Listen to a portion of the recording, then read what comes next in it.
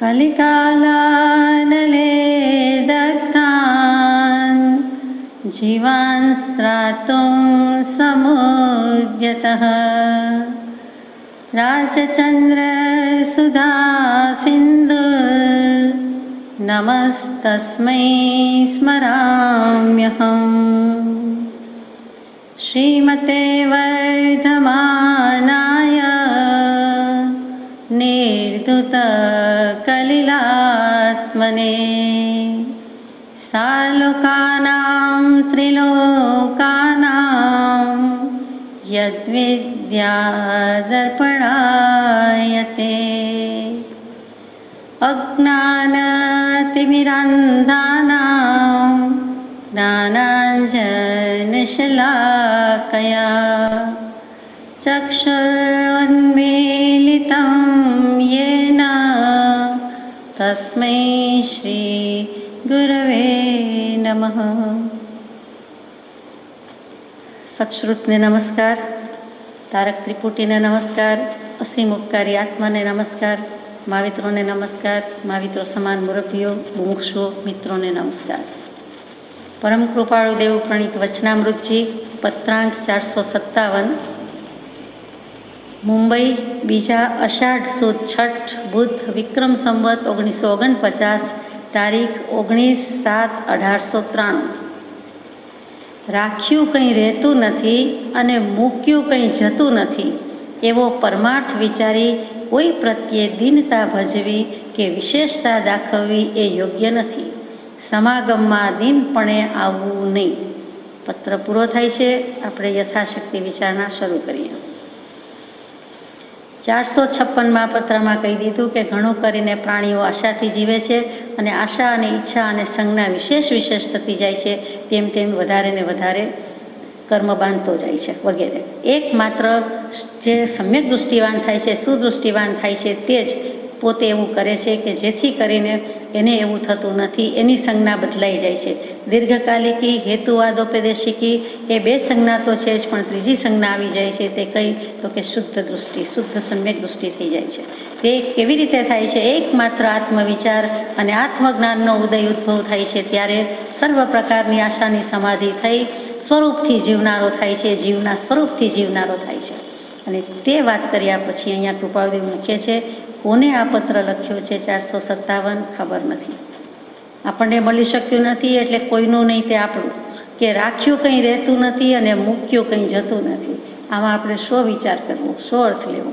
તો જેમ બાળકો ભગવાનના કોળે ગમે તેમ ચેષ્ટા કરે, ભાવ કરે, તેવી રીતે આપણે યથાશક્તિ જે સમજાય છે તે, કે જે સમજવાનો પ્રયાસ કરીએ છીએ તે કહીએ કે રાખ્યું કંઈ રહેતું નથી એટલે દેહ હોવો જોઈએ, કે શરીર કાયા કે દેહ કંઈ રાખ્યો રહેતો નથી। ઋષભદેવ ભગવાન આદિશ્વર દાદા પણ જે દેહને રાખી ટકાવી શક્યા નથી એને બીજો તો કોણ ટકાવી રાખી શકે એમ છે। એટલે કે સનાતન સત્ય છે કે રાખ્યું કંઈ રહેતું નથી, અને સાથે સાથે લીધું કે મૂક્યું કંઈ જતું નથી। એટલે દેહ મૂકીએ આત્માનું કાંઈ જતું નથી, બગડતું નથી। આત્મા તો અસંગ અને અસંગ, આત્મા સદા અસંગને કરે પ્રકૃતિ બંધ। એ તો ભાગી જાય છે, નાસી જાય છે, દોડી જાય છે, ઉડી જાય છે, જ્યાં જવાનું છે ત્યાં સમય માત્રમાં 4 સમયમાં, વધુમાં વધુ 4 સમયમાં જન્મ પણ લઈ લે છે। અને મોક્ષગામી હોય તો એક જ સમયમાં સીધો સિદ્ધ લીટીમાં જ્યાં દેહ છોડે છે તે ક્ષેત્ર, તે એરિયાની ઉપર આકાશ સિવાય આપણને કંઈ દેખાતું નથી, નરી આંખે એટલું દેખાય છે, તો એ સીધો જ સિદ્ધશિલામાં જ્યાં છેલ્લો દેહ છોડ્યો કે શ્વાસ મૂક્યો, અને જો સિદ્ધ થવાના હોય તો ત્યાં પહોંચી જાય છે। બીજાને 1, 2, 3 કે વધુમાં વધુ 4 સમય લાગે છે। આંખના પલકારામાં અસંખ્યાત સમય વયા જાય છે। એટલે આપણે તો કે 1001 બોલીએ ત્યાં તો જીવ બીજે જન્મી પણ જાય છે। તો આત્માની અનંત શક્તિનો આ મોટો અદ્ભુત પરચો કે અનુભવ છે। તો રાખ્યું કંઈ રહેતું નથી, દેહ રાખ્યો રહેતો નથી, અને મૂક્યું કંઈ જતું નથી, એટલે કે દેહ મૂકી દીધે આત્માનું એ અધ્યાર લાગે છે કે એનું કંઈ જતું નથી, એવો પરમાર્થ વિચારી કોઈ પ્રત્યે દીનતા ભજવી કે વિશેષતા દાખવવી એ યોગ્ય નથી। આ પરમાર્થ વિચારવાની વાત છે, એટલે આમ અર્થ કરવાનું મન થાય છે કે આત્માનું કાંઈ બગડતું નથી, આત્મા કાંઈ આમ પણ કરતો નથી, કરી શકતો નથી। પોતાનો આત્મા બીજું કરી પણ શું શકે છે? અકર્તા ભાવ ને અભોગતા ભાવની વાત આપણે ઘણીવાર થાય છે. તો આત્મા કાંઈ કરતો નથી, ગમે તેટલી ક્રિયા પ્રવૃત્તિ કરતો હોવા છતાં જ્ઞાની પુરુષને જ્ઞાન દશા છે તેને શુદ્ધ ચેતનાનો સ્વામી થયો છે એને તો ક્યારેય કરતાપણું ભોગતાપણું હોતું નથી. અજ્ઞાન દશામાં આત્મા કરતા છે, આત્મા ભોગતા છે, સાચી વાત. કરતાપણામાં ત્રિવિધ શ્રીજીને વિવેચ્યું છે, સ્વીકાર્ય છે કે સ્વભાવ પરિણતિ આત્મા નિજ સ્વરૂપનો કરતા છે. અને પછી ત્રિવિધ શ્રી વિવેચ્યું છે એટલે આપણે જાણીએ છીએ કે દ્રવ્ય કર્મનો કરતા પણ કેવી રીતે છે અને કોઈ વસ્તુ વગેરે બનાવે છે તો એનો કરતા પણ કેવી રીતે છે. તો એ ભગવાનની ખૂબી છે કે 6 પદમાં ત્રીજું પદ આ રીતે પણ મૂકી દીધું છે. જ્ઞાન દશા અને અજ્ઞાન દશા બંનેની વાત સાથે લઈ લીધી છે. અહીંયા આત્માનું કાંઈ બગડતું નથી, કંઈ જતું નથી, એટલે મૂક્યું કંઈ જતું નથી. દેહ મૂકી દીધો તો આત્માનું કંઈ જતું નથી એવો પરમાર્થ વિચારી કોઈ પ્રત્યે દીનતા ભજવી કે વિશેષતા દાખવવી તે યોગ્ય નથી. હવે કોઈ પ્રત્યે દીનતાની વાત આવી. દીનતા શું છે? તો કે હું દુઃખી, હું ગરીબડો, હું લાચાર, હું પરવશ, હું સ્વતંત્ર નથી, પરતંત્ર છું વગેરે વગેરે, અથવા તો મારે કેટલું દુઃખ છે, મારાથી તો હમણાં કંઈ થતું જ નથી, એવી જે બધી વાત છે. એટલે સત્સંગ સમાગમમાં આવી કોઈ વાત કરવી નહીં કે ભજવી નહીં કે એવી રીતે આવવું નહીં. કોઈ વ્યક્તિ પ્રત્યે કે કોઈ વસ્તુ પ્રત્યે કે કોઈ પરિસ્થિતિ ઘટના પ્રત્યે કોઈ દીનતા ભજવા જેવું નથી કે અરે રે આવું થયું તો મારે પણ આવું થશે, જરાય નહીં. જેવા જેના કર્મ તે પ્રમાણે ઉદય ભોગવી લઈશું. તો દીનતાય ભજવાની નથી. સાથે સાથે કહે છે કે વિશેષતા દાખવવી એ યોગ્ય નથી. આપણા પક્ષે અસાધારણતા કંઈ હોય, અધિકતા હોય, વધારે પડતું હોય, વિશિષ્ટતા હોય તો એ પણ દેખાડવાની જરૂર નથી. દાખવવી યોગ્ય નથી, રાખવી યોગ્ય નથી. વધારે તો દાખવવું એટલે દેખાડવું યોગ્ય નથી. તો દીનતા પણ ભજવાની નથી, ગરીબડા વેડાઈ કરવા નથી, રાંકડા પણ કરવાનું નથી, અને સાથે સાથે હું અધિક વિશિષ્ટ કે અસાધારણ એમ પણ કરવા જેવું નથી. આત્મા બધા જ અસાધારણ છે. એનો ભાવ અસાધારણ જ છે ને અસાધારણ ભાવ થયો એટલે એ તો હવે વહેલો મોડો મોક્ષે જવાનો છે. 5 ભાવ લઈને બેઠો છે. 6થો સાનિપાતિક ગણ હતો અને એમાંથી બધાને પર્યાય કહીને ઉડાવી દીધું છે. છેલ્લે જે પોતે રહી જાય છે તે પરમ પરિણામિક ભાવ તે તો છે ને છે અને તે મોક્ષે લઈ જાય છે. તો અહીંયા વાત હતી કે કોઈ પ્રત્યે દીનતા પણ ભજવાની નથી અને વિશેષતા દાખવવાની નથી, અને એમ જો કરીએ તો તે યોગ્ય નથી. પછી વળી કહી દીધું કે સમાગમમાં દીનપણે આવવું નહીં. હું દરિદ્રી છું, હું ગરીબડો છું, મારી પાસે કાંઈ નથી એવી દયા ખાય તેવી કોઈને આવે એવું કરવાનું નથી. પૈસાની રીતે, બીજી કોઈ રીતે, કોઈ રોગ વેદના છે તો હું દયનીય પરિસ્થિતિમાં છું એમ પણ નથી. 5 ઇન્દ્રિય 6થું મન છે અને શુદ્ધાત્માને ભજી શકીએ છીએ, એની વાત કરી શકીએ, સાંભળી શકીએ અથવા તો ગાઈ શકીએ કે જે કાંઈ કરી શકીએ, ભગવાનના ગુણગાન કરી શકીએ છીએ. તો આપણા જેવું કોઈ શ્રીમંત નથી, કોઈ ધનવાન નથી. આપણા જેવું કોઈ દરિદ્રપણું બીજાને છે, આપણને તો નથી જ. એટલે આપણી કોઈ દયા ખાઈ જાય એ પોસાય એવું નથી. સમાગમમાં એટલે સત્સંગમાં દીન દુઃખી થઈને, ઉદાસ થઈને, બીકણ થઈને, ભીરુતાથી આવવા જેવું નથી. સિંહની પાસે સિંહની જ વાત હોય, આત્માને છોડાવવાની વાત હોય, આત્માને આઝાદી પમાડવાની છે તો બીજી કોઈ ગેંગે ફેંફે થઈ જવાય, એલફેલ થાય એવી બકરીબેનની વાત હોય જ નહીં. કર્મ એ જળ વસ્તુ છે, શુદ્ધ ચેતના પોતાની છે. પોતાનો ઉપયોગ, પોતાનો સ્વરૂપ, પોતાનો અનુભવ પોતાની પાસે છે અને શુદ્ધાત્મા પરમ કૃપાળુ દેવના યોગે કરવાનું છે, એના બોધે કરવાનું છે. અને ત્યાં બેસીને આપણે નાચીએ છીએ, વાંચીએ છીએ તો પછી આપણને તે દિનપણું પોસાય નહીં. સમાગમમાં ખોટું બોલવું કે ના અમે સત્સંગમાં જતા નથી, સમાગમમાં જતા નથી, અથવા તો આમ નથી કરતા, તેમ નથી કરતા. શું કામ? જે કરવાનું છે તે કરીએ છીએ, કંઈ ખોટું કામ કરતા નથી, ખરાબ કામ કરતા નથી. તો બીક રાખવા યોગ્ય નથી તે સમાગમમાં દિનપણે આવવું નહીં. કૃપાળુદેવના સમયમાં કેટલાક જીવોને ખોટું બોલીને જવું પડતું હોય, સંતાડીને જવું પડતું હોય, પુસ્તક પણ સંતાડીને વાંચવું પડતું હોય, એવી બધી કેટલીક કરવું પડે એવો જમાનો હતો, કાળ હતો. તો લખાઈ ગયું છે, કોને છે એ ખબર નથી, પણ ઇન જનરલ કોઈએ પણ આ રીતે સમાગમમાં આવવા જેવું નથી, સત્સંગ કરવા જેવું નથી. સિંહના બાળને શિયાળ શું કરનાર છે? વારસ અહો મહાવીરના સુણો હાક પડી શાસનની, યાહોમ કરો જિંદગાની કે કુરબાની. એટલે એમાં એવું કરવા જેવું જ નથી. પોતાના આત્માનું કલ્યાણ કરવું, એમાં લોક સંજ્ઞાને લોકલાજ, સ્વજન પ્રતિબંધ, કુટુંબ પ્રતિબંધ વગેરે પ્રતિબંધ ચાલે. એ 2 પ્રતિબંધ પૂર્વના લઈને આવ્યા છીએ એટલે પૂર્વકૃત છે એટલે છે. પણ સંકલ્પ વિકલ્પ અને દેહાભિમાન તો આ ભવે પુરુષાર્થી જઈ શકે, પણ જ્યાં લોકલાજને સ્વજન પ્રતિબંધ દૂર કરી શકતા નથી તો દેહાધ્યાસને સંકલ્પ વિકલ્પ કેવી રીતે દૂર થાય? પહેલાં બંને જશે તો આ બંને પ્રતિબંધ પણ જશે, અને સ્વચ્છંદ જશે, પ્રતિબંધ જશે તો મોક્ષ તો ઊભો જ છે. એટલે સમાગમ કરવો તો સરખી રીતે કરવો, સત્સંગ કરવો તો સરખી રીતે કરવો, પૂર્ણ પ્રેમથી કરવો, અને કોઈ પણ જાતની બીક ન રાખવી, એમ કૃપાળુદેવની આજ્ઞા છે. પત્રાંક 458, મુંબઈ, 2 અષાઢ સુદ 12 મંગળ, વિક્રમ સંવત 1949. પૂજ્ય ત્રિભુવનભાઈ માણેકચંદભાઈને લખાયેલો પત્ર છે કે અંબાલાલના નામથી એક પત્તું લખ્યું છે, તે પહોંચ્યું હશે. તેમાં આજે એક કાગળ લખવાનું જણાવ્યું છે. લગભગ 1 કલાક વખત વિચાર વર્તતા કંઈ સૂઝ ન થવાથી કાગળ લખવાનું બન્યું નથી, તે ક્ષમાયોગ્ય છે. લગભગ 1 કલાક વખત વિચાર વર્તતા, એટલે વખત વિચાર શું? તો કે વખત એટલે સમય, તો કે કેટલીક વખત નહીં પણ 1 કલાક સુધી વિચાર કર્યો તો પણ કાંઈ સૂઝતું નથી. 1 કલાક સુધી કૃપાળુદેવાય જેવાએ શું વિચાર કર્યો હોય? આત્મવિચાર કર્યો હોય. વખત એટલે સમય એટલે પણ આત્મા, અને 1 કલાક જેટલું અમે આત્મવિચાર કર્યો, વખત વિચાર કર્યો, સમય વિચાર કર્યો, આત્મવિચાર કર્યો, અને છતાં દશા એટલી બધી વર્ધમાન થઈ ગઈ છે કે એ વખતે કંઈ સૂઝ ન થવાથી, એટલે આપણને એમ થાય કે સૂઝ એટલે કૃપાળુદેવને ગમ ન પડી, સમજ ન પડી કે શું થયું? તો કે સૂઝ એટલે કંઈ સૂઝતું નથી એમ કહીએ, કેમ કે પોતાનો આત્મ ઉપયોગની દશા થઈ જાય છે. તો એમાં પરિસ્થિતિ સ્થિતિ જેવી થઈ ગઈ, સ્વરૂપ સ્થિતિ, તો એમાં પત્ર લખવાનું ક્યાં આવે? એ તો પરદ્રવ્ય પરભાવને પરમાં ઉપયોગ જાય, તો કે આત્મામાં ઉપયોગ હોય, અને સાથે સાથે પરમાં લખવાનું બની શકતું નથી એમ સમજાય છે. કે વિચાર વખત વર્તા, વખત વિચાર વર્તા કંઈ સૂઝ ન થવાથી, એટલે હું પહોંચનો કાગળ લખવાનું પણ બની શક્યું નથી. ત્યાં સૂઝ એટલે સમજ, ગમ વગેરે કહેવું, એના કરતાં પહોંચ આપવાનું પણ બની શક્યું નથી, એ ઠીક લાગે છે. કે કંઈ સૂઝ ન થવાથી, એટલે કે કંઈ પહોંચ ન થવાથી, મારા આત્માનો ઉપયોગ ત્યાં પહોંચી ન શક્યો હોવાથી હું તમને પત્રની પહોંચ પણ આપી શક્યો નથી, તે ક્ષમાયોગ્ય છે. આ કૃપાળુદેવની કેવી દશા છે તે સૂચવે છે. ઉપાધિના કારણથી હાલ અત્રે સ્થિતિ થવા સંભવે છે, હાલ અત્રે સ્થિતિ સંભવે છે. તમારો કોઈ ભાઈઓનો પ્રસંગ આ બાજુનો હાલ કંઈ થોડા વખતમાં થાય એવો સંભવ હોય તો જણાવશો. જે 15 દિવસ પહેલાં ભાઈઓને લખ્યું છે કે અહીંયા કોઈનું કામ નથી, આ મુંબઈ ક્ષેત્ર વિષમ છે, અને અહીંયા હું જે ઘરમાં રહું છું એ પણ અનુકૂળ ના આવે એવું છે. એટલે મને અનુકૂળતા પ્રતિકૂળતાના કારણમાં વિષમતા નથી, સમતા છે, પણ તમને ફાવે તેવું નથી. એ જ ભાઈઓને પછી હવે જરા પંપાડે છે, એટલે કે ખોટું લાગ્યું હોય તો જરા હવે સારું લાગે તેવું કરે છે. ભગવાનનો એવો ભાવ હોય જ નહીં, આપણે આપણી રીતે વિચારીએ છીએ. તો હવે લખે છે કે તમારા કોઈનો વિચાર કદાચ આ બાજુ આવવાનો હોય થોડા વખતમાં, એવી શક્યતા કે સંભવ હોય તો જણાવશો. લિખિતંગ ભક્તિપૂર્વક પ્રણામ.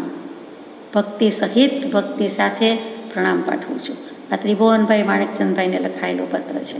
એટલે ટૂંકમાં 57-58મો પત્ર, એમાં 57મા પત્રમાં તો ખાસ કે જે 374મા પત્રમાં કહ્યું છે, સૌભાગભાઈને જ કહ્યું છે કે ગમે તેટલી વિપત્તિઓ આવી પડે તો પણ જ્ઞાની પાસેથી સાંસારિક ઈચ્છા ન કરવી, અથવા તો સાંસારિક ઈચ્છા કરવી યોગ્ય નથી.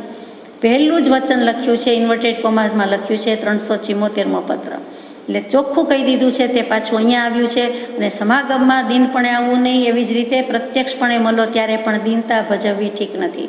એટલે દીનતાએ લખી દીધી અને વિશેષતા દાખવવાનું કહી દીધું. શું કામ? તો કે સૌભાગભાઈએ એવો જવાબ એકવાર આપ્યો છે કે જ્ઞાનના અનંત આનંદ આગળ માગી ખાઈને ગુજરાન ચલાવશું, પણ જ્ઞાનના અનંત આનંદ આગળ તો એ તૃણ માત્ર છે, એ દુઃખ જ નથી, અને કહેવું હોય તો પણ તૃણખલા જેવું છે. એટલે એ પરમાર્થ વચનને, એ વચનને અમારો નમસ્કાર હોય એમ કૃપાળુદેવે એક પત્રમાં મૂક્યું. કેમ કે સૌભાગભાઈને એમ થયું કે અમારી દશા થઈ, અમારી સ્થિતિ થઈ, આટલી સમજ આવી, તો હવે હું આ તમારા જ્ઞાનના અનંત આનંદ આગળ મારે કાંઈ માગવું નથી, કરવું નથી, એમ ચોખ્ખું કહી દીધું. તો એ વચનને કૃપાળુદેવે પણ નમસ્કાર કર્યો છે. એટલે પરમાર્થ વિચારી લેવાની વાત આવી, દીનતા ભજવાની કે વિશિષ્ટતા દાખવવાની વાત નથી. હવે પત્રાંક 459, મુંબઈ, 2 અષાઢ વદ 6 વિક્રમ સંવત 1949, તારીખ 3/8/1803. પૂજ્ય સૌભાગભાઈને લખાયેલો પત્ર છે.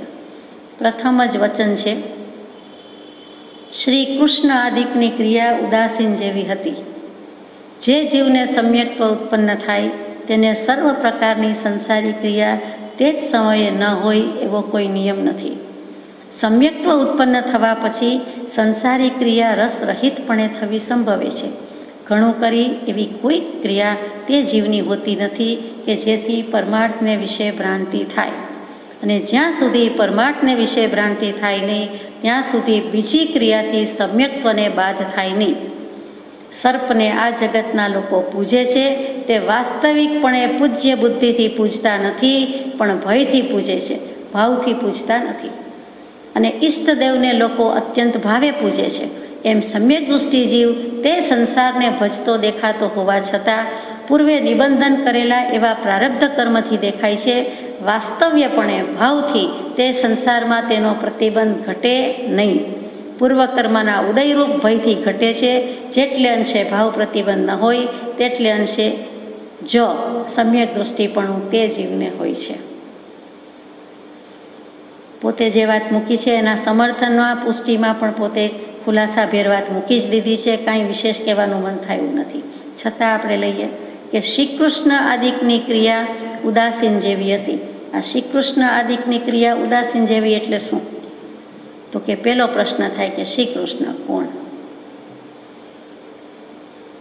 એમનું નામ કૃષ્ણ હતું. આપણે માનાર્થે આદરાર્થે પહેલેથી શ્રી કૃષ્ણ બોલતા આવ્યા અને બોલવું ઘટે છે. ખરેખર એમનું નામ કૃષ્ણ હતું. તો કૃષ્ણ કોણ? તો કે કૃષ ધાતુ છે, ક્રિયાપદ છે, વર્બ છે. સંસ્કૃતમાં ધાતુ કહીએ, ઇંગ્લિશમાં વર્બ કહીએ, ગુજરાતીમાં ક્રિયાપદ કહીએ. તો કૃષ એટલે વશ કરવું, જીતી લેવું, ખેંચી લેવું, આકર્ષણ કરવું, એટલે કે આકર્ષવું. જે સૌને આકર્ષી શકે છે, જે સૌને આકર્ષી લે છે તેનું નામ કૃષ્ણ છે. એટલે બધા આપણે ઘણીવાર વ્યવહારમાં પણ કૃષ્ણ કહેતા હોઈએ છીએ. અહીંયા તો વશ કરવાની વાત છે, જીતી લેવાની વાત છે, એક એક શબ્દ વિચારવા જેવો છે.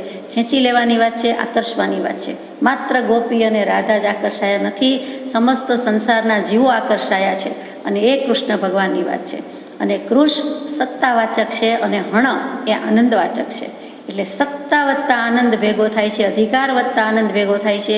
એ બીજું કાંઈ નથી. બંનેની એકતા થવાથી પરબ્રહ્મ થાય છે. એ જ પરબ્રહ્મ, એ જ શ્રી કૃષ્ણ શ્રીમદ ભાગવતના પરબ્રહ્મ પરમાત્મા, અને તેનો મહિમા ગાયો છે તે પરમાત્મા છે. એટલે શ્રી કૃષ્ણ અત્યારે જે લખ્યું છે કૃપાળુદેવે, એ તો કૃષ્ણ ખરા જ.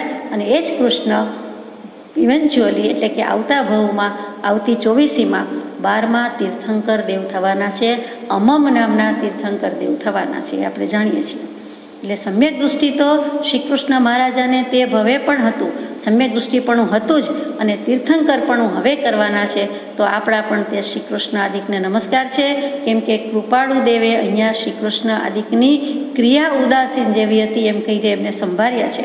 તો કૃપાળુ દેવે જેમને સંભાળ્યા એમાં આજની તારીખમાં એ પત્ર આવ્યો, એને આપણે સંભાળીએ અને એની સાથે સાથે એમનું સ્મરણ સાથે વંદન કે નમસ્કાર પણ કરીએ છીએ. શ્રી કૃષ્ણ કયા યુગમાં થયા? તો કે સતયુગમાં થયા તે હરિશ્ચંદ્ર થયા, ત્રેતાયુગમાં રામચંદ્રજી થયા, કળિયુગમાં રાજચંદ્રજી થયા, રહી ગયો બાકી તે દ્વાપર યુગ. તે દ્વાપર યુગમાં શ્રી કૃષ્ણચંદ્રજી થયા. એટલે બધા જ ચંદ્ર થયા છે. અહીંયા શ્રી કૃષ્ણચંદ્રની વાત છે. 8ના અંકનું કેટલું બધું મહાત્મ્ય છે. કર્મ અનંત પ્રકારના, તેમાં મુખ્ય 8, એટલે કે એમાં મુખ્ય મોહ અન્ય હણાય તે કૌપાટ. તો એ 8 કર્મોને ચકચૂર કરવા માટે તે ભવે જેટલા થઈ શક્યા તેટલા, અને બાકીના થોડાક ભવ કરીને મોક્ષે જવાના છે તે શ્રી કૃષ્ણ પરમાત્મા. પોતાનો જન્મ જ શ્રાવણ વદ 8મ જન્માષ્ટમી કહીએ તે, વિષ્ણુનો 8મો અવતાર પોતે જ, પોતાના માતા પિતાનું 8મા નંબરનું સંતાન પોતે જ.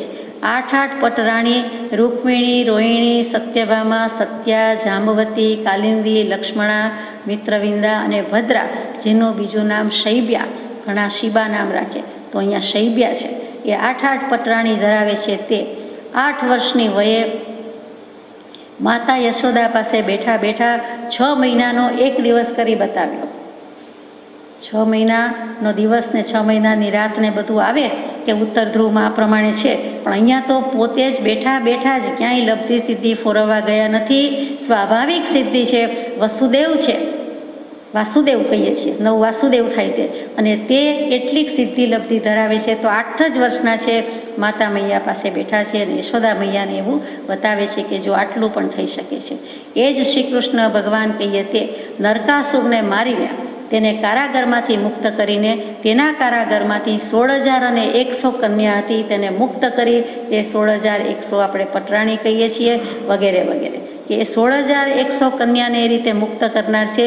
આત્માને આઝાદ કરવા નીકળ્યા છે ત્યારે તે કન્યાને મુક્ત કરી છે. તેને ગોપી ભાવ કયો, વૃત્તિ ભાવ કયો, કે જે કયો તે કયો, અને તે મુક્ત કરી. 16,100માં પણ 1, 6 ને 1 સરવાળો 8 જ આવે. ગોકુળમાં જ્યારે રહ્યા ત્યારે 8 ગોપ સખા હતા. રાસ રમતી વખતે પણ 8 ગોપી જ મુખ્ય છે. એ 8 પછી અત્યારે પણ રાસ ગરબામાં આપ જાણો છો કે 8 અથવા 16નું મહાત્મ્ય છે. વચ્ચે 10, 12, 14 તો સગવડિયું આવ્યું ને સગવડ એટલી અગવડ, પણ 8 અથવા 16 કરવામાં આવે છે. તો 8ના મહાત્મ્ય સાથે વણાઈ ગયેલા 8 કર્મનો ક્ષય કરવા માટે જન્મ્યા હોય તેવા શ્રી કૃષ્ણજી. એમનું જિંદગી આખી તો આપણે શું વિચાર કરી શકીએ. મુખ્ય આપણને ખબર છે તે વિચારવાનું છે કે જન્મ્યા ક્યાં, તો કે ગોકુળમાં કે મથુરામાં, તો કે ગોકુળમાં જન્મ્યા. જીવનના સૌથી પ્રથમ 11 વર્ષ છે. 11 વર્ષ, અને ટુ બી વેરી એક્ઝેક્ટ કોઈ આચાર્ય ભગવંતે શોધ કર્યું છે 52 દિવસ. એ ક્યાં રહ્યા છે, તો કે ગોકુળમાં જન્મ, ગોકુળમાં ઉછર્યા છે. જન્મ કેવામાં થયો છે, તો કે જેલમાં, કારાવાસમાં જન્મ થયો. આ સત્પુરુષોના, જ્ઞાની પુરુષોના કર્મના ઉદય તો જુઓ. છુપાઈને સંતાઈને જન્મવું, આમ માતાના ઉદરમાંથી પ્રગટ થવાનું છે અને જગતમાં પ્રસન્ન રહેવાનું છે.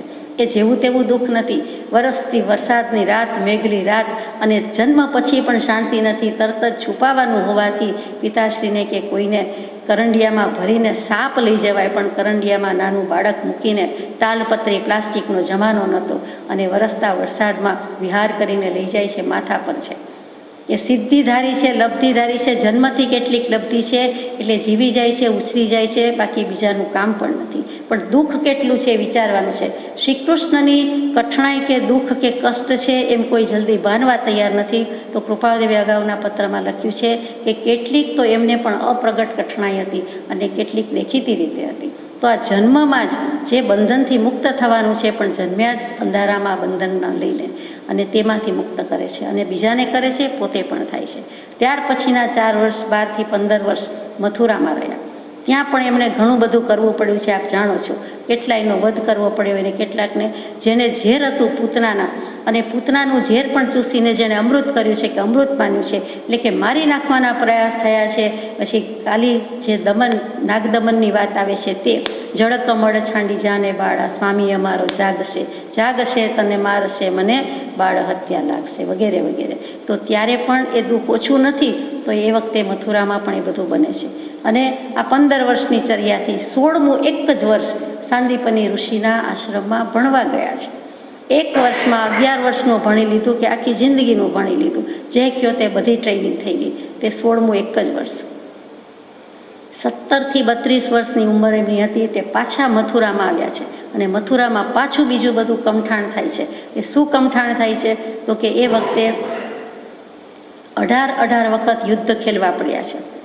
સામે શિશુપાલને, જરાસંધને બધા ભેગા થાય છે, તો એ એમને યુદ્ધ કરવા પડ્યા છે. એટલે યુદ્ધ ખેલનારા ભરત ચક્રવર્તી છે, એવી જ રીતે શ્રી કૃષ્ણ મહારાજા પણ છે. અને તે વખતે એમની ક્રિયા કેવી ઉદાસીન હશે, એટલા માટે આપણે વાત લઈએ છીએ. એ મથુરા પછીનું 33 થી 57 જે વર્ષ જાય છે, તે સૌરાષ્ટ્રમાં પ્રવેશ થાય છે. સૌરાષ્ટ્રમાં, સોરઠની ધરતી કયો, ત્યાં પ્રવેશ થાય છે. અને ત્યાર પછી, એટલે કે જે પ્રવેશ થાય છે ત્યારે દ્વારિકા નગરી આપણે તે વખતે જે સોનાની થઈ એવી કોઈ તૈયાર નહોતી. એ દ્વારિકા વસાવે છે, જેને દ્વારામતી, દ્વારાવતી કહે છે તે. એ વસાવતી વખતે પણ એનું કેટલી બધી ઉદાસીનતા છે એ વિચારવાનું છે. એવી દ્વારિકા વસાવી છે, અને તે સોનાની દ્વારિકા કહેવાય છે. એક સાવ નાનું ખંડેર જેવું હતું, કુશસ્થલી નામનું, અને તે કુશસ્થલીમાંથી તેમણે દ્વારિકા વસાવી છે. એ પુરુષાર્થ જેવો તેવો નથી, પણ એમણે નિષ્કામ ભાવે કર્યો છે. માત્ર ગીતાજીમાં અનાસક્ત યોગ કે નિષ્કામ ભક્તિ નથી, પોતે એમ કરેલું છે. આપણને વર્ણનમાં દેખાતું નથી, જોઈએ તેવું ઉકલતું નથી, પણ કૃપાળુદેવ કહે છે કે એમની ક્રિયા ઉદાસીન જેવી હતી. પછી 58 થી 84 વર્ષની ચર્યા, તો એ પાંડવો સાથે રહ્યા છે. મોટે ભાગે વનમાં ગયા, અને કેટલોક સમય ઇન્દ્રપ્રસ્થમાં રહ્યા, અને કેટલોક સમય દ્વારિકામાં અવન જવન પણ હતી. આ બધું મેન્ટેન કરવું પડે છે. પાંડવો સાથેનો અર્જુન સાથેની પણ જે ફ્રેન્ડશીપ છે કે ગુરુ શિષ્યનો ભાવ છે, એ વખતે તો સખા જ છે, તો એ બધું પણ એમણે વહાવ્યું છે કે નિર્વાહ્યું છે. એ ભાવ મેન્ટેન કરવો એ નાની માના ખેલ નહોતા. અને ત્યાર પછી યુદ્ધ ક્યારે કર્યું કે કહો પાર્થને કે ચડાવે બાણ, એ ક્યારે આવ્યું તો કે મહાભારતના યુદ્ધમાં 84મે વર્ષે શ્રી કૃષ્ણજીએ યુદ્ધ ખેલ્યું, એટલે કે યુદ્ધમાં સારથી થયા. અર્જુનના રથના સારથી થવું એટલે કંઈ નાની વાત છે. એ અર્જુનજીનો રથ હાંક્યો છે. ભગવાને કેવા કેવા કામ કર્યા છે એ જોવાનું છે. અને યુદ્ધ ખેલતી વખતે એમને કેટલું ન્યારાપણું હશે, કેટલું તાટસ્થ્ય ભાવ હશે, કેટલો માધ્યસ્થ ભાવ હશે, કેટલી ઉદાસીનતા હશે, એ વિચારવાનું છે. 85થી 121 વર્ષનું આયુષ્ય ગણો, 122, 121 ગણો, તો 85થી 121 વર્ષ પાછા દ્વારિકા નગરીમાં આવ્યા છે. અને એ દ્વારિકા ડૂબી જવાની છે, કોઈ કે દહી જવાની છે, બળી જવાની છે. અહીંયા ડૂબવાની વાત કરીએ તો એમણે બધાને well in advance, ahead of time બધાને કહ્યું કે હવે બધા પધારો, જેમને નીકળવું હોય તે નીકળી જાઓ, આ દરવાજામાંથી બહાર નીકળી જાઓ. પણ સમજ્યા તે સમજ્યા, એમની આજ્ઞામાં રહ્યા તે રહ્યા. પડહ વગડાવ્યો, ઉદ્ઘોષણા કરી હતી, જોરદાર અનાઉન્સમેન્ટ હતું. જેને દીક્ષા લેવી હોય, સર્વસંગ પરિત્યાગ કરવો હોય કરી શકે છે, બધાને છૂટ છે. અને બીજાના બધાના ફેમિલી જે કંઈ હશે એમનો નિર્વાહ કરવામાં આવશે. મારી પાસેથી કે રાજપાટ પાસેથી ગમે એમ, પણ તેનો નિર્વાહ થઈ જશે. એની કોઈ જવાબદારી પોતે લે છે, કોઈની જવાબદારી નથી. અને બધાને જવું હોય તો જઈ શકે. એટલે કે જીવ બચાવવા માટે એમણે કેટલું અભયદાન આપ્યું, રક્ષણ આપ્યું છે કે જેમ તેમ કરીને પણ થાય તો આત્માનું કલ્યાણ કરી લ્યો. પોતે કરી શકતા નથી, પણ કરવું, કરાવવું, અનુમોદવું, એ આમાં આપણને સ્પષ્ટ થાય છે. એવા શ્રી કૃષ્ણ મહારાજાની વાત ચાલે છે.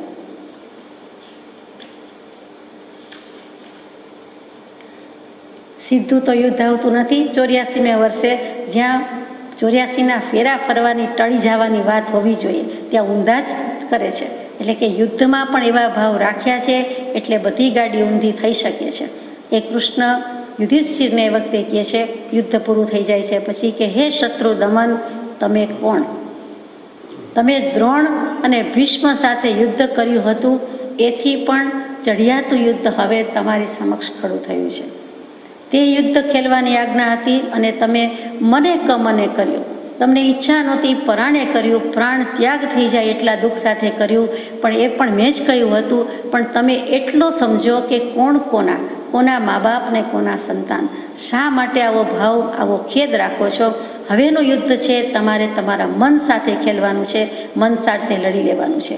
આમાં તમને કોઈ સૈન્ય નહીં આવે, કોઈ અક્ષૌહિણી સેના નહીં આવે, કોઈ ભાઈ ભેગો નહીં આવે, હું પણ નહીં આવું. તમે અને તમારો માયલો અને તમારું મન, અને તમે મનથી આ બધું કાઢી નાખો.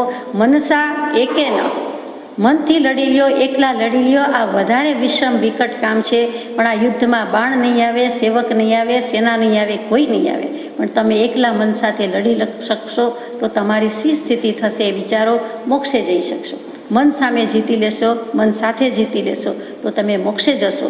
અને જે આ યુદ્ધ લડી શકે છે, આ યુદ્ધમાં વિજેતા થઈ જાય છે, તેને જ કૃષ્ણ મળે છે, અર્યંત મળે છે, પરમાત્મા મળે છે. યાને કે પોતે જ પરમાત્મા થઈ જાય છે. આ સુંદર બોધ શાસ્ત્રોમાં મૂકાયેલો છે. એ કૃષ્ણે યુધિષ્ઠિરને આપ્યો અને અહીંયા કૃપાળુદેવે શ્રી કૃષ્ણને યાદ કર્યા. અને એ કૃષ્ણ દ્વારા, યુધિષ્ઠિરના માધ્યમ દ્વારા આપણને પણ એ જ બોધ છે કે મન સામે લડો, મન સામે ઝઘડો, એની સામે યુદ્ધ કરો. અને મન જ જે કંઈ છે તે રખડાવનાર, રજડાવનાર છે. આત્માનો ઉપયોગ જ જ્યારે વિચારવાનું, મનન કરવાનું કામ કરે ત્યારે મન છે. એ વખતે શ્રી કૃષ્ણની કેવી દશા હશે? ચડાવો બાણ એમ યુદ્ધની આજ્ઞા કરે છે. કેટલો ભવ્ય સંહાર થયો છે, અતિ મોટી માત્રામાં સંહાર થયો છે. એ સંહારનું દુઃખ અથવા એ સંહારની હિંસા નહીં લાગી હોય. અને તેમ છતાં એમને કયું બળ હશે તો કે સમ્યક્ત્વનું બળ, જ્ઞાની પુરુષની શ્રદ્ધાનું બળ એમને હતું. એ વખતે પણ હતું. દૃઢ નહીં થયું હોય પણ હતું. અને તે યુદ્ધની આજ્ઞા કરી શકે છે અને છતાં ભાવો પણ એવા જ રાખી શકે છે. એમણે એવા ભાવો રાખી શક્યા છે, એવી અનાસક્તિ કેળવી હતી કે રાખી દીધી છે કે જેની જગતના જીવોને આપણા સુધી જાણ પણ નથી થતી.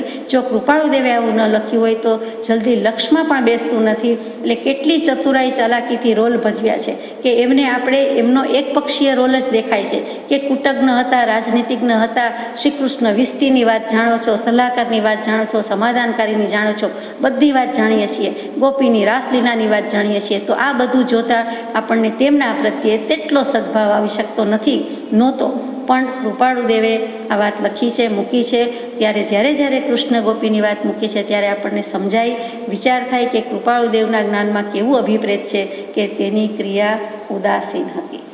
એ સમ્યક્ત્વી હતા એટલે એમની ક્રિયા ઉદાસીન હતી. આ ઉદાસીનતાનો ભાવ, આ તટસ્થતાનો ભાવ વધારે વિચારીએ, વ્યવહારિક દૃષ્ટિએ વિચારીએ કે જે વૃંદાવનની કુંજ ગલીમાં ખેલી શકે છે, રમી શકે, વિહરી શકે છે, એણે કુરુક્ષેત્રના મેદાનમાં પણ રોલ ભજવ્યો છે, જે હમણાં જ વાત થઈ તે. એટલે એક બાજુ વૃંદાવનનું કુંજ છે અને બીજી બાજુથી રણક્ષેત્ર છે. બંને ઉપર સમભાવ છે.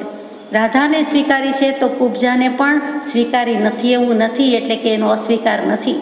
એને રાધા કુબ્જા બંનેનો સ્વીકાર કર્યો છે. એમનું મોરપીંછ, એમની વાંસળી, એમનું સુદર્શન ચક્ર, એ ત્રણ અનુક્રમે સત્વગુણ, રજસગુણ, તમસગુણના પ્રતીક. એ ત્રણેય ગુણના પ્રતીક, ત્રણેય ગુણ ધરાવે છે અને તેમ છતાં ત્રણેય ગુણથી પર ગુણાતીત દશા જે સમ્યક્ત્વની છે એ પણ એમણે કરી છે, એટલે કે પ્રાપ્ત કરી છે. એ મોરપીંછની વાત છે, સુદર્શનથી સમ્યક દર્શનની વાત છે, અને જે વચ્ચે વાંસળી કે બંસરી કે તે આત્માના સંગીતની વાત છે. પોતે જેને સંગીત સંભળાવ્યું કે પોતે પોતાના સંગીતથી જે મોહ પામ્યા કે લુબ્ધ થઈ, તે મહાત્મ્ય, અત્યંત મહાત્મ્યવંતી પરમ મહાત્મ્ય ગોપાંગના, એને પણ એના આત્માનું અદ્ભુત સંગીત ગુંજવા માંડે છે. એ શ્રી કૃષ્ણજીનો મહિમા છે, શ્રી કૃષ્ણનો ઉપકાર છે. યશોદા મૈયાને મુખમાં બ્રહ્માંડ બતાવ્યું છે બાલ્ય અવસ્થામાં, અને એ જ શ્રી કૃષ્ણે અર્જુનજીને યુદ્ધમાં વિરાટ દર્શન કરાવ્યું છે. કુરુક્ષેત્રના મેદાનમાં વિરાટ દર્શન કયો, વિભૂતિ દર્શન કયો, અથવા વિશ્વ દર્શન કરાવ્યું છે. તો માતાને તો મુખમાં જ બતાવ્યું હતું અને આમને તો યુદ્ધમાં બતાવ્યું છે. એટલે કોઈ પણ સંયોગ હોય, શ્રી કૃષ્ણ જ છે. ગોપીના ચીર હરણ કર્યા છે, તેણે દ્રૌપદીના ચીર પૂરણ પણ કર્યા છે, અને જે હરી શકે છે તે પૂરી કરી શકે છે. એવી જ રીતે સુદામાના મિત્ર થયા તો સામે અર્જુનના સખા છે.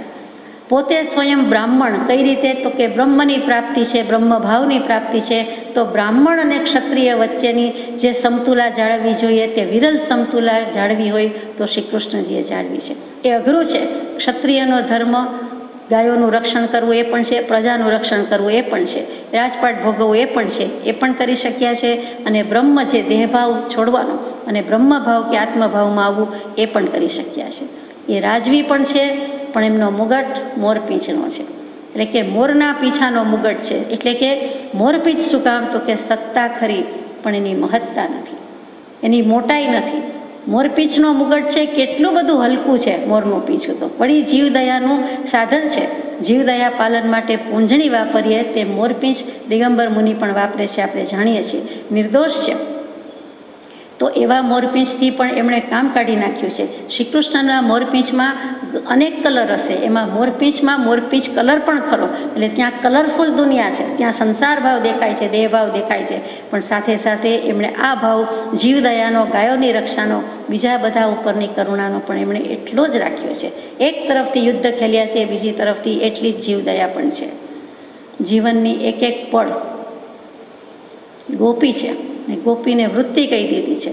એ સ્વયં જીવન એમનું પોતાનું જ લયબદ્ધ રાસ રમ્યા છે. એટલે કે ગોપી સાથેની જે રાસલીલા કહીએ છીએ તેની પણ વાત કરીએ તો શું છે? તો કે બધી જ ગોપી સાથે છે. એક ગોપી સાથે છે એમ નથી, અનેક ગોપી સાથે રહી શક્યા છે. તો કૃપાળુદેવ બધાના છે, તેમ શ્રી કૃષ્ણ પરમાત્મા બધાના છે. અને બધી ગોપીને જ્યારે એવો ભાવ આવ્યો કે અરે અહમ પોસાયો કે મારી સાથે શ્રી કૃષ્ણજી રમે છે, બીજીને થાય મારી સાથે, ત્રીજીને થાય મારી સાથે, હજારોને એમ થયું મારી સાથે, ત્યારે શ્રી કૃષ્ણ પરમાત્માએ માન મોડવા માટે અંતર્ધાન થઈ ગયા, અદૃશ્ય થઈ ગયા. બધાને થયું કે અરે શું ભૂલ થઈ કે જતા રહ્યા? તો શ્રી કૃષ્ણ પરમાત્મા અદૃશ્ય થઈ ગયા. શું કામ? તો કે મોહનવરને માન સંગાથે વેરજો. મોહનવરને માન પોષાય નહીં, અનંતાનુબંધી માન પોષાય નહીં આગળ પત્રમાં આવે છે. તો એ માન શ્રી કૃષ્ણજીને પોષાતું નથી. ગોપીને જો જરાક વાર પણ માનનો અંકુર ફૂટ્યો, અંશ આવ્યો તો કાઢી નાખ્યો છે. એટલે જન્મ્યા ગોપાલ તરીકે, ગોવાળ કહીએ, ગોવાળિયા કહીએ, તે જાગને જાદવા કૃષ્ણ ગોવાળિયા, તુજ વિના ધ્યાનમાં કોણ જાશે. પછી વડો રે ગોવાળિયો કોણ થાશે, વર્ષના 360 દિવસ. એમાંથી એક એવો વડો દિવસ, બળભાગી દિવસ, ધન્ય દિવસ આવે કે આપણે જાગી જઈએ. કોણ જાગશે? એવો બોધ આપ્યો છે. એવું મજાનું પદ છે. તો એ ગોપાલ તરીકે જન્મ્યા, ગોવર્ધન પણ કર્યું, એટલે કે ગાયની વૃદ્ધિ, પુષ્ટિ, સંરક્ષણ જે કાંઈ કયો તે આપ્યું છે. અને સંસારના ગોવર્ધન પર્વતને ટચલી આંગળીએ તોડ્યો છે. એ પણ આ શ્રી કૃષ્ણજી જ છે. એ ગોવર્ધન પર્વતને ટચલી આંગળીએ ઉપાડ્યો, ઊંચક્યો, એની સાથે સંસારનો ગોવર્ધન પર્વત છે એને ટચલી આંગળીએ ઉપાડ્યો છે કે એના શું ભાર છે. 3 ખંડના ધણી છીએ ચક્રવર્તી, 6 ખંડના સ્વામી વાસુદેવ 3 ખંડના, એટલે કે અર્ધ ચક્રવર્તી કહેવાય. અને એમણે આંગળીએ તોડ્યો અને જીવને ઝબકોડ્યો. ક્યાં? તો કે જમનાના જળમાં, યમુના નદીના તીરે, યમુનાના જળમાં. બધા જ જે કંઈ ચીલા છે ઓળંગીને તમે જન્મની લીલા કરી એવા હે શ્રી કૃષ્ણ પરમાત્મા સચ્ચિદાનંદનો આવિષ્કાર કર્યો છે. તમારામાં જ બધું છે. સુખ દુઃખ એ તો શતરંજના પ્યાદા છે. આ ધરતી ઉપર, આ પૃથ્વી ઉપર સુખ દુઃખની ચાદર બિછાવેલી છે. શતરંજની રમત ચાલુ છે, એ તો ચાલ્યા કરવાની. પણ શ્રી કૃષ્ણે સચ્ચિદાનંદ સ્વરૂપ હોવાથી શું કર્યું છે? તો કે એકમાત્ર ઉપર નજર કરતા આકાશ એક છે, અનંત છે, એનો અનંત આનંદ છે, અસીમ આનંદ છે. આકાશનો લક્ષ્ય કરાવી દે છે તે આ સચ્ચિદાનંદી શ્રી કૃષ્ણ છે. વૃંદાવનની રાસલીલાની વાત કરતા હતા. ત્યાં ગોપીઓ સાથે રાસ રમે છે, પણ એમનો ઉપયોગ ક્યાં છે? વૃત્તિ ક્યાં છે? ગોપીમાં નથી. એ રાસલીલામાં જે એક મોટા રૂપ ગોસ્વામી થઈ ગયા, જે વૃંદાવનમાં જ જન્મેલા, તેમણે એક સંસ્કૃતમાં સુંદર ગ્રંથ લખ્યો છે, ભક્તિ રસ અમૃત સિંધુ. અને એ ગ્રંથમાં 5 ભાવ બતાવ્યા છે. જેમ આપણે 9 રસ બતાવીએ તેમ 5 ભાવ બતાવ્યા. તેમાં શાંત ભાવ, દાસ્ય ભાવ, સખ્ય ભાવ, વાત્સલ્ય ભાવ અને છેલ્લો માધુર્ય ભાવ. આ માધુર્ય ભાવ એ કૃષ્ણ અને ગોપી, કૃષ્ણ અને રાધા, કૃષ્ણ અને પટરાણી, અહીંયા ગોપી અને રાધા જ કેવું છે મારે, એ વચ્ચેનો જે ઇન્દ્રિયાતીત, ઇન્દ્રિયોથી પર એવો આત્મિક સંબંધ હતો, એ જુદો જ પ્રેમ હતો, એ જુદી જ લાગણી હતી. ભક્ત અને ભગવાન વચ્ચેનો પ્રેમ હતો. એટલે પ્લુટોનિક લવ શબ્દ બોલતા એ ગમતું નથી. એ માધુર્ય એટલે માધુર્ય જ કે આત્માનું માધુર્ય, અને જે પ્રસન્નતા વેદાવી જોઈએ, રાગ દ્વેષ વિરહિત સ્થિતિ, અથવા તો અંશે એટલા સમય પૂરતી પણ વેદાવી જોઈએ, તે વેદી છે. તે રાસલીલાની વાત છે. અને તે રાસલીલા માટે પરમ પૂજ્ય બ્રહ્મચારીજી પ્રજ્ઞાબોધમાં પરમ પૂજ્ય પ્રભુશ્રીજી માટે લખે છે કે આ કળીકાળમાં પણ સત્ય તેવી ભક્તિ ગુરુની સંભવે, એવો અનુભવ આપતા લઘુરાજ મેં દીઠા હવે. પછી આગળ લખે છે, નિજ રાસ જોડાયા ગવાયા જીવન તપમાં માળતા કે ગાળતા હોવું જોઈએ. જ્ઞાની ગુરુનો યોગ મળતા મોહનો મળ ટાળતા. આ ગોપીઓને પણ શ્રી કૃષ્ણ જેવા જ્ઞાની મળ્યા અને પોતાનો મોહ મળ ટાળી દીધો છે. અહીંયા પ્રભુશ્રીજીને કૃપાળુદેવ મળ્યા, એટલે કૃપાળુદેવને પ્રભુશ્રીજી મળ્યા એમ કેવું જે ઠીક લાગે છે. તો અહીંયા પ્રભુશ્રીજીની વાત હોવાથી એમને સદગુરુનો યોગ થયો ને મોહનો મળ ટાળી દીધો. નિજ રાસ જોડાયા, પોતે એવા રમતા રામ કે રાસ લીલા કરી. તો કે જે આવે તે જે મુમુક્ષુ હોય તે ભાવ છે, ભક્તિ છે, તો એ ગોપી જ છે. પોતે ગોપી ભાવે રાસમાં જોડાયા છે તે પ્રભુશ્રીજી. કે નાચી કૂદીને પણ સંકેત કરી લ્યો તે પ્રભુશ્રીજી. જ્ઞાની ગુરુનો યોગ મળતા મોહનો મળ ટાળતા. એમ અહીંયા કૃષ્ણ અને ગોપીની વાત, અહીંયા પ્રભુશ્રીજીની વાત, એ રાસલીલાની વાત છે. રમતા રામ કહીએ છીએ તેમ રાસ છે, રસ છે, એક જાતનો રસ છે, આત્માની મસ્તી છે. એ રાસ રમતા રમતા જેણે મૂળ માર્ગ ગાયું છે, કે જે ગાય છે કે હે પ્રભુ ગાય છે, તો એ કઈ મસ્તીમાં છે? એ નવરાત્રિના જ ગરબા હોય કે ડિસ્કો જ ગરબા હોય? એમ તો છે નહીં. એ આત્માના રાસ છે અને આત્માની રમત છે.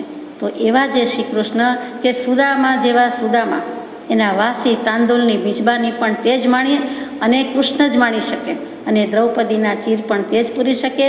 અર્જુનનો સારથી કે સખા પણ કૃષ્ણ જ બને, કે જે અર્જુનના વાડે વાડે શ્રી કૃષ્ણ શ્રી કૃષ્ણ શ્રી કૃષ્ણ, એના વાડ પાસે રૂકમિણીને બેસાડ્યા અને પોતે બેઠા.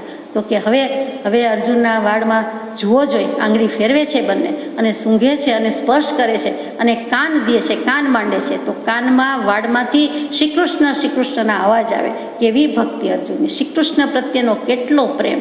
નાખી દેવાની વસ્તુ એવા વાડ અને નખ કાપી નાખીએ અથવા ફેંકી દઈએ, જોવું ન ગમે.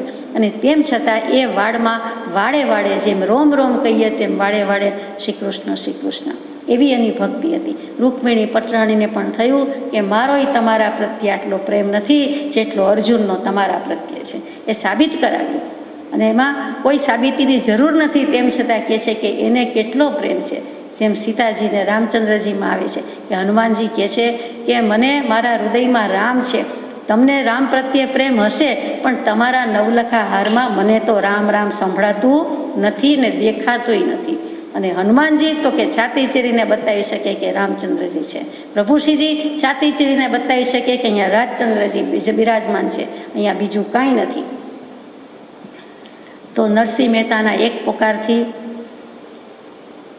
દ્વારકાધીશ તત્કાળ દોડી આવે છે, મુંડી સ્વીકારાવડાવે છે, બીજા ઘણા બધા પરચા પરિચય કરાવ્યા છે, તો એ ત્યાં દ્વારકાધીશ થઈ ગયા છે. પછી વૃદ્ધ ભક્ત બોડાણા એણે જ્યારે કાંઈ પોકાર કર્યો છે તો ત્યારે દ્વારકા છોડીને ગુપચુપ છાનામાના ડાકોર આવી ગયા. અને તે કોણ? તો કે ડાકોરના રણછોડરાયજી કહીએ છીએ તે, એ પણ આ શ્રી કૃષ્ણ જ છે, બીજા કોઈ જુદા નથી. અને મીરાબાઈનો સંતાપ જો કોઈએ દૂર કર્યો હોય તો એ પણ કૃષ્ણ જ છે, અને આ જ કૃષ્ણ છે, બીજા નથી. આપેલું વચન પૂરું કર્યું છે. મેવાડના અજીબ કુંવરી થઈ ગયા, એને આપેલું વચન પૂરું કરવા વ્રજ છોડીને નાથ દ્વારામાં પ્રગટ થયા કે રહ્યા તે પણ શ્રીનાથજી છે, એ પણ આ જ શ્રી કૃષ્ણ છે. તો આટલો શ્રી કૃષ્ણનો મહિમા, તો એ શ્રી કૃષ્ણજીએ એવું શું કર્યું છે એ પણ વિચારવું પડે. તો કે પૂર્વ ભવમાં નિયાણું કર્યું હતું એટલે વસુદેવ વાસના પુત્ર વાસુદેવ થયા. એટલે કે રૂપ સંપન્ન થાવ, યૌવન સંપન્ન થાવ, દેખાવડો થાવ, ધ મોસ્ટ હેન્ડસમ ગાય થાવ, કામદેવ થાવ, મળ્યું, નિયાણું કર્યું હતું. નિયાણામાં કેટલા બધા પુણ્ય બળી ગયા અને નિયાણું કરાય નહીં, નિદાન કરાય નહીં, પણ આગલા ભવમાં કર્યું હતું અને પૂરું થયું. તો આટલી બધી ગોપી ભલે વૃત્તિ રૂપે છે, જે રીતે છે તે રીતે, તો એની પાછળ પાગલ છે. એ બધું પણ એમને સહન કરવું પડ્યું છે. જેમ સ્ત્રી પરિસર છે તેમાં એક 22 પરિસરમાં સ્ત્રી પરિસર છે કે એ બધા જ પાછળ ફરે છે, અને છતાં કૃષ્ણને અનાસક્ત ભાવ રાખવાનો છે, રાખ્યો છે, કરી બતાવ્યો છે, અને સામા પક્ષે પણ અનાસક્ત ભાવનું જ દાન છે.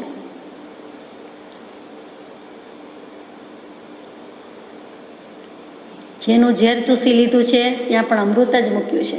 પૂતનાએ કેટલું બધું ઝેર આપ્યું અને તેમ છતાં બધું ઝેર ચૂસી ગયા, તે પણ આ જ શ્રી કૃષ્ણજી છે. આ મહાપુરુષોની આ જ વાત આવે છે. અને નેમિનાથ પ્રભુનું સમવસ્ત્રણ. હવે આગળ જઈએ છીએ. મહાભારતનું યુદ્ધ પૂરું થઈ ગયું. 85 થી 121 વર્ષની વાત દ્વારિકામાં સ્થાયી થઈ ગયા છે. અને ત્યાર પછી નેમિનાથ પ્રભુનું સમવસ્ત્રણ છે, દેશના આપે છે. એટલે ચાલો દેવોએ રચી દીધું છે, ગિરનાર જઈએ, જુનાગઢ છે તે અત્યારે. તો ત્યારે ગિરનાર તીર્થ, ત્યાં નેમનાથ પ્રભુનું દેશના ચાલે છે. એટલે દેશનામાં શ્રી કૃષ્ણ મહારાજાને ખબર પડે છે એટલે જાય છે, સાંભળવા જાય છે. તો કે છે ગઈકાલે તો ગજસુકુમારની દીક્ષા થઈ અને એ મુનિ તો દેખાતા નથી. તો કે એ મુનિ તો અંતઃકૃત કેવડી થઈ ગયા અને સિદ્ધ શિલામાં બિરાજમાન થઈ ગયા. તો શું વાત છે? 24 કલાકમાં આટલું બની ગયું? તો કે 1 રાતની 2 ઘડીમાં આટલું બની ગયું છે, એમ નેમનાથ ભગવાન વાત કરે છે. એ બીજાના ખબર પૂછ્યા. સામાન્ય રીતે મારા શું હાલ હવાલ છે કે મારા ખબર કે મારું કલ્યાણ થાય, એની બદલે આપણને લગભગ લક્ષ બીજાને કેમ લાભ થાય એમાં વધારે હોય છે કે બીજાનું કલ્યાણ થાય, બીજાને કેમ લાભ મળે. તો અહીંયા એને ખબર અંતર ગજસુકુમારના જ પૂછ્યા છે. પોતાના 8મા ભાઈ છે. ગજસુકુમાર શ્રી કૃષ્ણજીના સૌથી નાના ભાઈ છે, એટલે ખબર પૂછે એમાં નવાઈ નહીં છે ને, કે નથી? છે. બલરામ છે, શ્રી કૃષ્ણ છે, અને એવી રીતે ગજસુકુમાર પણ છે. તો ગજસુકુમાર અંતકૃત કેવલી થઈ ગયા, મોક્ષે ગયા, એની વાત તો આપ જાણો છો. પછી શ્રી કૃષ્ણજી પૂછે છે, અને પૂછતા પહેલાં ઉત્કૃષ્ટ ભાવથી નમન કરે છે, વંદન કરે છે. એટલા બધા ઉત્કૃષ્ટ ભાવથી વંદન કર્યા કે એમને જે પૂર્વકૃત કર્મ બંધાઈ ગયા હતા, નિકૃષ્ટ ગતિ બંધાઈ ગઈ હતી, એમાંથી એની સ્થિતિ ઓછી થઈ ગઈ. એટલે કે ઘણા લાંબા કાળ સુધી આયુષ્ય ભોગવવાના હતા, એમાંથી એ સ્થિતિ ઓછી થઈ ગઈ. એટલે આટલા ભાવથી વંદન કર્યા. એક નેમનાથ ભગવાનને જ કર્યા એવું નથી, એમની સાથે બિરાજમાન 18,000 મુનિ ભગવંતો, એમને પણ વંદન કર્યા. તીર્થંકર દેવને કેવું વંદન કર્યું હશે એ વિચારવાનું છે. અને જેથી કરીને એમની સ્થિતિ ઓછી થઈ ગઈ. આયુષ્યનો બંધ તો જે બંધાઈ ગયો તે બંધાઈ ગયો હતો, પણ એમાં ઘણા લાંબા આયુષ્યકાળ અથવા ઘણી લાંબી સ્થિતિ અથવા ઘણી નિકૃષ્ટ ગતિ એમાંથી કંઈક ઓછી થઈ જાય છે. તો આ 3 ખંડના સાધનાને પણ આવું થાય છે. વંદન કરવામાં શરમ રાખી નથી, પાછી પાની કરી નથી. અને પછી પૂછે છે કે પ્રભુ 3 ખંડનો ધણી, આટલા યુદ્ધ ખેલ્યા, આટલો પરિશ્રમ ઉઠાવ્યો છે, મને ક્યારે કદી થાક લાગ્યો નથી, અને આજે હું જાણે થાકી ગયો હોઉં એવું મને લાગે છે. મારામાં એટલું બળ ક્ષીણ થઈ ગયું. વાસુદેવની પદવીમાં કંઈ હીણપત છે અથવા કેમ મને આવું લાગે છે? હજી 85 થી 121 વર્ષની વચ્ચે વયોવૃદ્ધતા લાગતી નથી કે અવસ્થા થઈ, ઉંમર થઈ, એમ તો શબ્દ આવતો જ નથી. મને કેમ બળ ઓછું થઈ ગયું કે મને કેમ થાક લાગ્યો છે? આપણા જેવું જ કહેવાય. આમ તો આપણે બહાનું કાઢવું હોય ત્યારે કહીએ કે અવસ્થા થઈ, બાકી તો સામાન્ય રીતે બરાબર જ કહીએ છીએ. તો એ નેમનાથ ભગવાનને નમસ્કાર કરીને આવું પૂછે છે. તો નેમનાથ ભગવાન જવાબ આપે છે, શ્રી નેમિ કે થાક ઉતર્યો પ્રકૃતિ તીર્થંકર, ગતિ નરક સાતમી ટળી ગઈ, ત્રીજી નરક સ્થિતિ રહી, સમ્યક્ત્વની દૃઢતા થઈ, મુક્તિ સમીપતા વળી ખરી, વૈરાગ્યની વૃદ્ધિ થઈ, કેવી કમાણી એ કરી. અનંતકાળનો થાક ઉતરવાનો રસ્તો તે સ્વભાવમાં આવવું, એ સ્વભાવના ભાનમાં તું આવ્યો, સમ્યક દૃષ્ટિ હતો, પણ તીર્થંકર પ્રકૃતિનો કર્મનું તે ઉપાર્જન કરી લીધું છે. એવા ઉત્કૃષ્ટ ભાવથી તે વંદન કર્યા છે. આ જે ગતિ હતી એ પણ 7મીથી 3જીમાં આવી ગયા અને સમ્યક દર્શનની દૃઢતા થઈ ગઈ છે. સમ્યક દર્શન હતું, ક્ષાયિક નથી, પણ સમ્યક દર્શન હતું અને એને દૃઢત્વ પામ્યો છે. જુઓ, હજી ક્ષાયિક સમ્યક દર્શનની વાત નથી આવતી. મુક્તિ સમીપતા વળી વળી, હજી થોડાક વખત પછી 12મા તીર્થંકર દેવ થવાના છો. વૈરાગ્યની વૃદ્ધિ થઈ, કેવી કમાણી એ કરી. તમારો વૈરાગ્ય વર્ધમાનતાને પામ્યો છે. એટલે કે સમકિત વર્ધમાન થઈ, વર્ધમાન સમકિત થઈ, ટાળે મિથ્યાભાસ, ઉદય થાય ચારિત્રનો વિતરાગ પદવાસ. એ ઉદય ભવાંતરે થશે, થોડા બહુ પછી થશે, પણ અત્યારે તો આ પ્રમાણે છે. તો તમને અનંતકાળનો પરિભ્રમણનો થાક લાગ્યો હતો, સાચો લાગ્યો અને એ ઉતરી ગયો. વંદન નમસ્કાર કરતા પગને સ્થૂળ દૃષ્ટિએ થાક લાગ્યો, પણ તમારે આ થાક તો ઉતરી ગયો છે, એમ નેમનાથ ભગવાન કહે છે. પ્રજ્ઞાબોધમાં પરમ પૂજ્ય બ્રહ્મચારીજી પણ કહે છે, આ જીવન વાસુદેવનું વૈરાગ્ય દે સદભાવજો, જો જન્મ કારાવાસમાં ગાયો ચરાવી જીવતો, જીતી સહજ ચાણુર મલને કંસ વધતે વીર કરે, શિશુપાલને પૂરો કરી પ્રતિવાસુદેવ જીવન હરે. આ વાસુદેવનું જીવન વૈરાગ્ય દે છે, આપણને વૈરાગ્ય દે છે, સદભાવ કરાવે છે, એટલે કે આત્માનું અસ્તિત્વનું ભાન કરાવે છે. સદભાવ કહેતા સત કહેતા અસ્તિત્વ, સ્વભાવ. ગજસુકુમારના પાઠમાં મોક્ષમાળામાં મૂક્યું કે અંતે આત્મા સદભાવમાં આવવો જોઈએ તો મોક્ષ હથેળીમાં છે. એ સદભાવ એટલે સ્વભાવ, અને વૈરાગ્ય દે છે. સદભાવનો સ્વભાવની પણ પ્રીતિ કરાવે છે, લક્ષ્ય કરાવે છે. જે જન્મકારા વાસમાં ગાય ચરાવી જીવતો અને ચાણુરમલને જીતી લીધો, પ્રતિવાસુદેવને હણી નાખ્યો, એવી તો વીરતા છે. શિશુપાલને પૂરો કરી દીધો, એટલે આવા બધા કામ કર્યા છે. પણ પછી 3 ખંડ જીતી દ્વારિકામાં દેવ સમમુખે વસે. દેવો પણ જેના વખાણ કરે એવી રીતે દ્વારિકા નગરી વસાવી છે. આ જેવી તેવી વાત નથી. અને એમાં સુખ ચેનથી પોતે રહી શક્યા છે, રહે છે. નજરો નજર નિજ વંશ સહ દ્વારાવતી બળતી દિશે. કોઈ કે દ્વારકા ડૂબી ગઈ, આપણે કહીએ બળી ગઈ, અહીંયા બળી ગઈ, એ બરોબર લાગે છે. તો જનક રાજા કહી શક્યા કે મિથિલા બળતા, મારું કાંઈ બળતું નથી. એમ દ્વારિકા બળી જવાની છે જાણ્યું છે, પણ એનું અર્થ ધ્યાન નથી કર્યું. પણ જેટલું થઈ શકે તેટલું બધાને બચાવવાની કોશિશ કરી છે. ત્રાસી છૂટી પાંડવ કને જાતા, મરણ રસ્તે બને ના જળ મળે, તરસ્યા મરે પ્રભુનું શરણ નિર્જન બને. જન્મ તો એવી હાલતમાં થયો, પણ દેહ ત્યાગ પણ કેવી હાલતમાં થયો કે 3 ખંડનો ધણી પાંડવો પાસે પહોંચે છે કે હવે 84 થી 181 વર્ષ દ્વારિકા પણ બળી, અને આ શોક અને ખેદમાં જરા તરા પણ ભાવ આમ તેમ થાય તો હવે હું પાંડવ પાસે પહોંચું, જે પહેલાં પણ ઘણા વર્ષ સાથે રહ્યા છે. ત્યાં રસ્તે જતાં જતાં જ વચ્ચે શું થાય છે તો કે ખૂબ તરસ લાગી છે. બધું અસ્તવ્યસ્ત કે નસ્ત નાબૂદ થઈ ગયું હોય તે વખતે કેવું હોય આપણે કલ્પના જ કરવાની છે, આપણે જોયું નથી. તો ના જળ મળે તરસ્યા મરે. પાણીની પુષ્કળ તરસ લાગે છે, આપ જાણો છો એટલે વધુ કહેતી નથી. બલરામ પાણી લેવા જાય છે અને પછી પોતાને એમ થાય છે કે હમણાં પાણી આવે એટલે પીને તૃષાનું શમન કરીને આગળ વધીશ. અને ત્યાં શ્રી કૃષ્ણના જ એક ભાઈ, કઝિન બ્રધર જરાકુમાર, જે વર્ષોથી વનવાસને અરણ્ય રુદન કરે અરણ્યવાસમાં જતા, કેમ કે એક ભાવિકાળની આગાહી હતી કે શ્રી કૃષ્ણનું મરણ એના ભાઈના હાથે, કોઈ પણ ભાઈના હાથે અથવા તો એનાથી થશે. એટલે જરાકુમારને ખબર હોવાથી એ હંમેશા વન જંગલમાં જ ફરે છે કે હું સન્મુખ થાવ કે સમીપ રહું તો પ્રશ્ન થાય ને, એટલે હું દૂર જ ભાગું. જિંદગી આખી એમ એવી રીતે રઝળપાટમાં કાઢી છે અને એને ખબર નથી. શ્રી કૃષ્ણ પણ એવી સ્થિરતાથી સૂતેલા છે. ભાલકા તીર્થ, વેરાવળ પાસે પ્રભાસ પાટણીમાં પ્રભાસ, અને તીર્થનું નામ ભાલકા પડી ગયું હવે.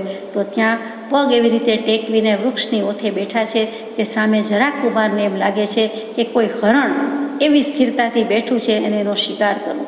અને જરાકુમાર બાણ મારે છે અને જરાકુમારે બાણ માર્યું અને શ્રી કૃષ્ણના પ્રાણ ત્યાગ થાય છે. તે વખતે ગતિ એવી થવાની છે એટલે કે ગમે તેમ લેશ્યા કે અધ્યવસાય બદલાઈ ગયા અને એમ થઈ ગયું કે 3 ખંડનો સ્વામી મારી પાસે આજે કોઈ નથી.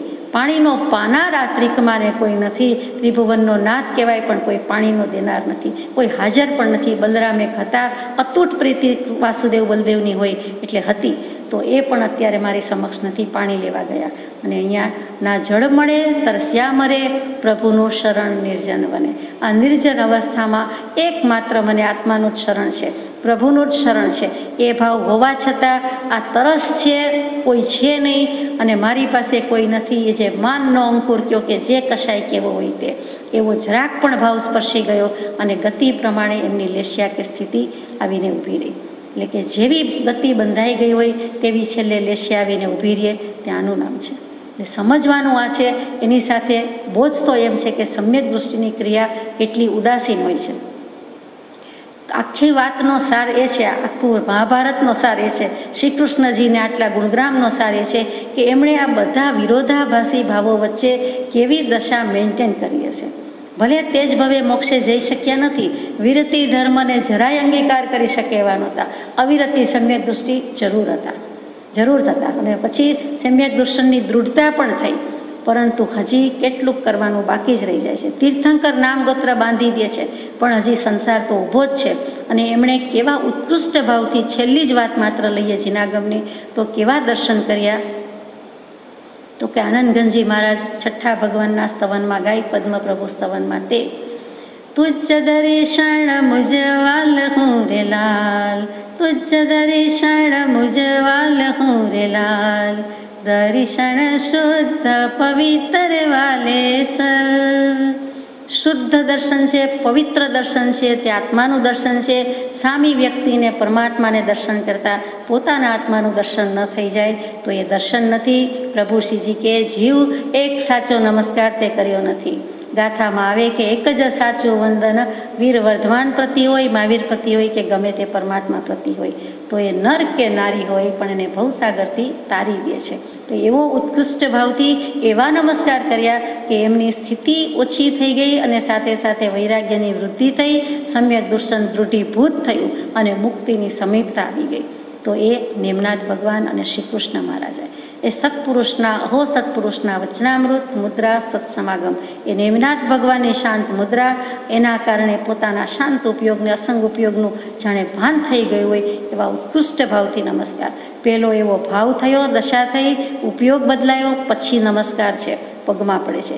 પગમાં પડતા પડતા દશા થઈ એમ કેવું એના કરતાં પહેલાં દૃષ્ટિનું અનુસંધાન થઈ ગયું છે, તો જ આમ બની શકે. એટલો ઉત્કૃષ્ટ ભાવ આવ્યો હોય અને તો એ પગમાં પડ્યા કહેવાય કે સાષ્ટાંગ નમસ્કાર, પંચાંગ નમસ્કાર જે કર્યા હોય તે. પણ એ શરીરની ક્રિયા છે. પહેલી ભાવ થયો, જે લેશ્યા, પેલો અધ્યવસાય, પછી પરિણામ, પછી લેશ્યા, પછી મન વચન કાયાનો યોગ.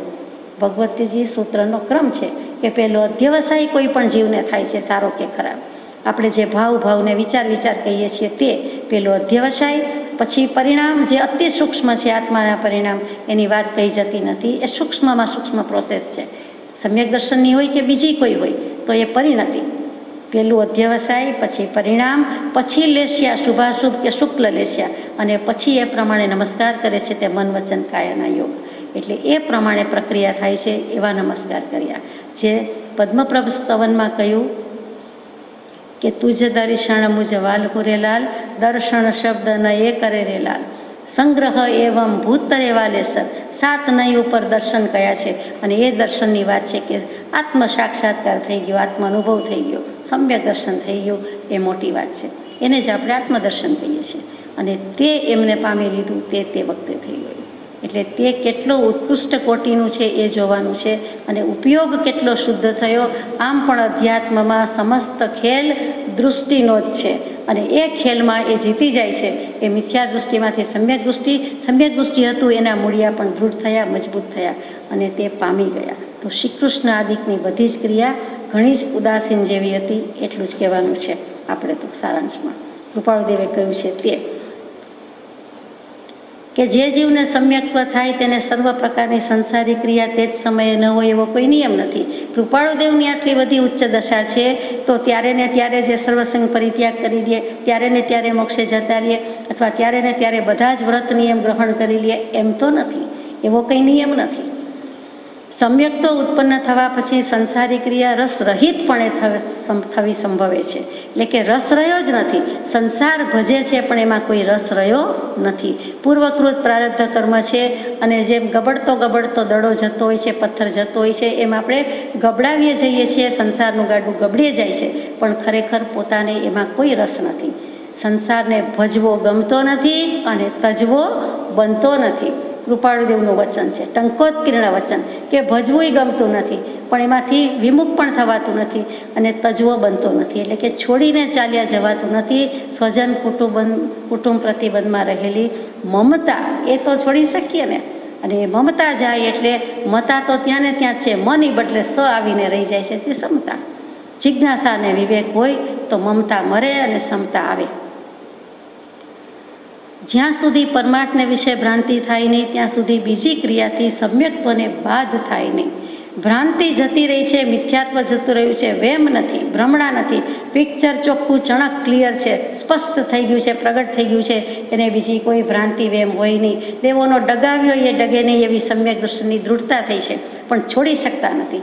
સિંહને પાંજરામાં પૂરી દીધો હોય, અને પછી સિંહનું બળ તો તેને તે છે, પણ જેવું બારણું ખોલો કે છલાંગ મારે કે તોડી શકે તો તોડી શકે, અને તેવું એનું બળ તો જે હતું એ જ છે, પણ એ કરી શકે છે. તો કે આ પાંજરામાં પુરાયેલા છે ત્યાં સુધી છે, છેલ્લા ભવની છેલ્લી બધી વાતો છે, બાકી વાતમાં માલ નથી, સાર નથી. જગતના લોકો જેમ સર્પને પૂજે છે, ભયથી પૂજે છે, ઈષ્ટદેવ આરાધ્ય દેવ ગણીને પૂજે છે, પણ મનમાં ભય છે એટલે પૂજે છે. તો અમને પણ સંસાર પરિભ્રમણનો ભય છે એમ કૃપાળુદેવ કહે છે. અમારે ભવ વધારવા નથી, એટલે અમારે ભય વશાત અમારે સંસાર હવે ભજવો નથી. બહુ થયું, ઘણા પૂતગલ પરાવર્તન ફર્યા, પણ હવે કરવું નથી. એટલે કે સમ્યક દૃષ્ટિ જીવ સંસારને ભજતો દેખાય છે, પણ તે પ્રતિબંધ હોતો નથી. પૂર્વે નિબંધન કરેલા પ્રારબ્ધ કર્મથી એમ દેખાય છે. વાસ્તવ્યપણે તો સાચું પૂછો, ખરું પૂછો તો હકીકતમાં ઇન રિયાલિટી રિયલ તત્વની પ્રાપ્તિ થઈ ગઈ છે, એટલે ભાવથી તે સંસારમાં તેનો પ્રતિબંધ ઘટે નહીં.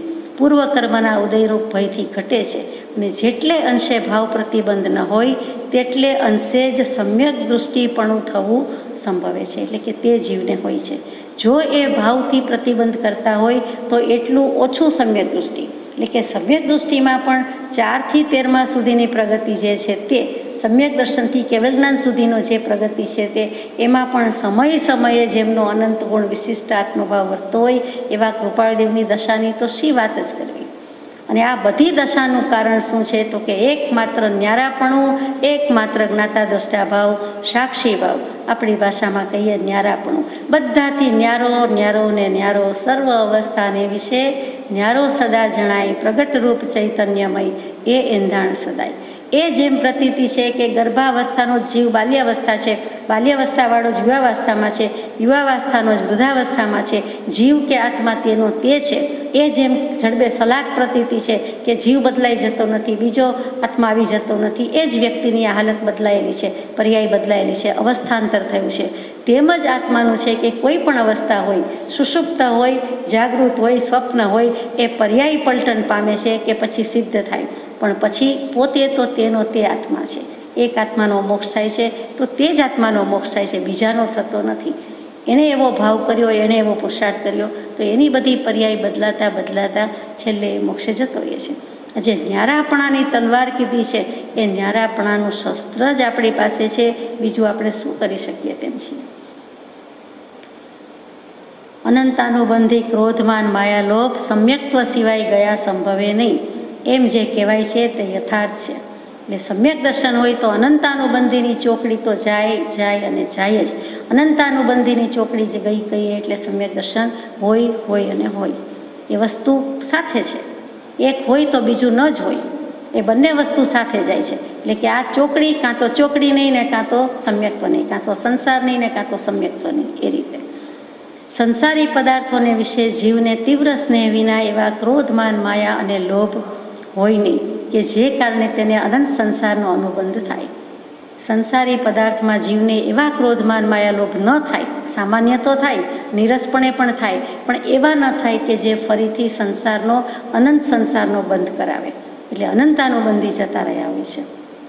આમ પણ આ પત્ર અધૂરો જ રહે છે, એટલે આપણે આવતીકાલે યથાશક્તિ વિચારીશું.